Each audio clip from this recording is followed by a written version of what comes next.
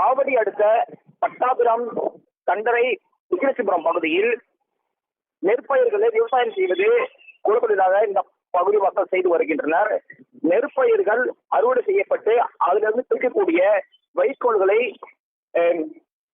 பசுமாட்டிற்கு தீவனமாக பயன்படுத்தி வருகின்றனர். இந்த நெற்பயிர்கள் அறுவடை செய்யப்பட்டு மீதமிருந்த வைக்கோல்களை திருவள்ளூர் பகுதிக்கு மாற்று தீவனமாக இங்கிருந்து அனுப்புவதற்கு லோடு வாகனம் மூலமாக வைக்கோல்கள் ஏற்றப்பட்டன.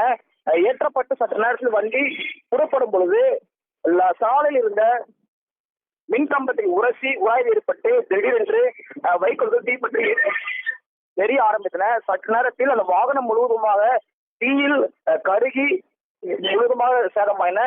தகவல் சம்பவ இடத்திற்கு வந்த ஆவடி மற்றும் பூந்தமல்லி தீயணைப்பு வீரர்கள் விரைந்து வந்து தீ அணைக்கும் பணியில் மும்முரமாக இந்த பகுதியில் தீ அணைக்கும் பணியில்